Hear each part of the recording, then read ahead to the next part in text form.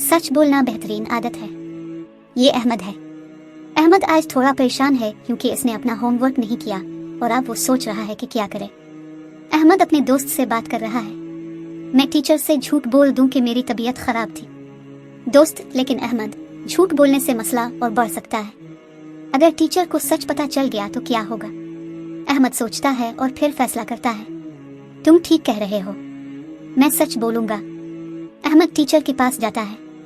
Madam, मैं माजरत चाहता हूँ, मैंने होमवर्क नहीं किया। ये मेरी गलती है, आइंदा मैं वक्त पर काम करूंगा। टीचर, शुक्रिया अहमद, सच बोलने की हिम्मत करना बड़ी बात है। मैं जानती हूँ कि आइंदा तुम मेहनत करोगे। अहमद मुस्कुराता है।